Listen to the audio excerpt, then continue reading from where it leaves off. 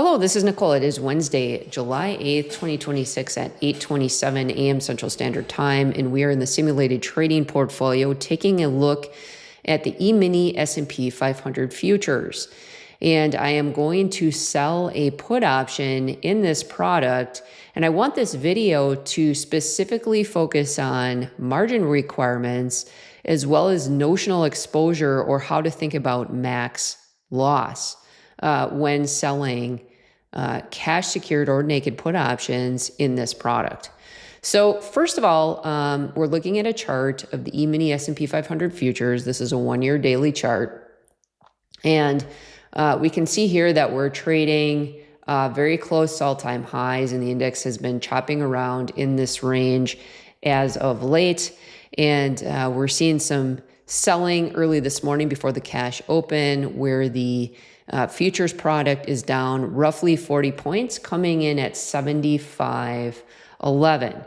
And I am neutral to bullish on this for this example, so I am looking to sell put premium in this product. So let's head over to the trade section of the software here. And for the purposes of this explanation, let's assume that I want to go out roughly 45 days. So I'm going to open up the August 21st, 2026 options expiration cycle. And I am interested in selling a put option at the 7,000 strike. And I'm going to view this as cash secured, meaning if ES trades down to 7,000 and is trading below 7,000 on August 21st of 2026, I am happy to take assignment and get long one ES futures contract at a strike price of 7,000. Okay? And that happens to be a 15 delta. All right? So let's go ahead and populate selling a put option at the 7,000 strike. And first, let's calculate how much credit or cash we would actually receive for selling this put option. The quote here is 41.25. I'm going to lock that down. So let's just assume that we could get filled at that price. What kind of cash would actually be hitting the account, or the credit would I receive for doing this? Well, the ES futures contract has a multiplier of 50. So when we want to figure that out, we take 41.25, which is the quote, and we multiply that times 50, and we get a credit here, a value of $2,062.50. So if I were to sell this put option, I would receive $2,062.50 for doing so. Okay? So that's that. Now, what kind of margin would I have to put up for this? First, let's calculate notional exposure, or what your max loss would be for doing this. Okay, so remember, the S&P 500 futures product /ES has a multiplier of 50. That's different from equities that have a multiplier of 100 when you're looking at equity options. This particular futures contract has a multiplier of 50. And what that means is we take 7,000, which would be the price for which I would take assignment of one long ES futures contract, and we multiply that times 50. Okay, so the notional exposure or max loss here would be $350,000. And that does not include the credit here. You would subtract the credit received, the $2,062 that you would receive. In fact, let's just do that. 2,000, and I'm just going to round, $62.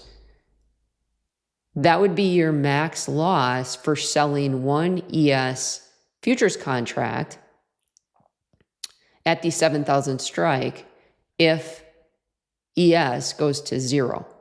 Okay? So that's your notional exposure. $347,938 if I were to push this trade through. Okay? So if that's our max loss, I'm just going to say $350,000 just to keep it easy, okay? What kind of margin do we have to put up for this? Well, that's going to change based on market environment and your broker. So futures options trade on what's called span margin, and I made a video that goes into great detail about span margin. And it's important for you to understand that this margin can change. You can enter into a trade where the margin can be lower, and if the E-mini S&P 500 gets very volatile and the market changes, your broker can change the margin, increase the margin requirement on you for this. So if you're looking at this not as a cash secured trade, but as more of a leverage trade in your portfolio, that can really cause some problems if we see increased volatility. So when I'm trading futures options, I look at it no differently than equities. And a lot of times, if I'm going to enter into an uncovered put position, meaning not a vertical spread or anything like that with defined risk, I'm looking at this personally as if it's cash secured.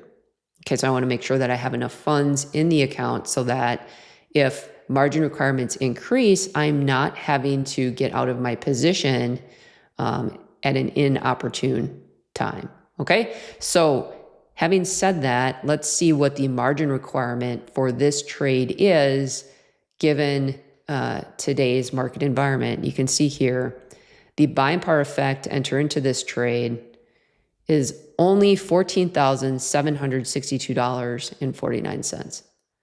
Okay, so for $14,762.49, you're essentially exposing yourself to roughly $350,000 in notional exposure. Okay, so I just wanted to make a video that addressed this topic because the margin requirements when trading futures options, and in this particular case, we're talking about ES futures options, can be very liberal.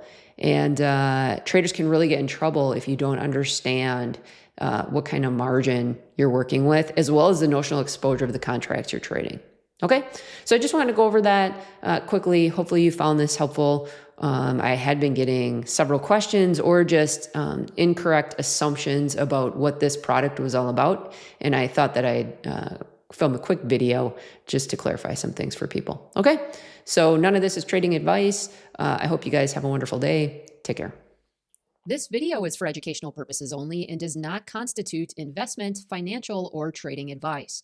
No recommendations to buy or sell securities are being made. All examples are hypothetical and for illustration only. All investments carry risk, including the possible loss of principal. Options trading involves significant risk and is not suitable for all investors. Past performance is not indicative of future results. Consult a qualified financial advisor before implementing any strategy and review your financial situation, risk tolerance, costs, fees, and tax implications. Options trading requires broker approval, and not all strategies are permitted in all account types. Returns shown are hypothetical and not guaranteed. Market conditions can change quickly, and results will vary based on market performance, timing, and execution. Read characteristics and risks of standardized options from your broker or at www.optionsclearing.com before trading options.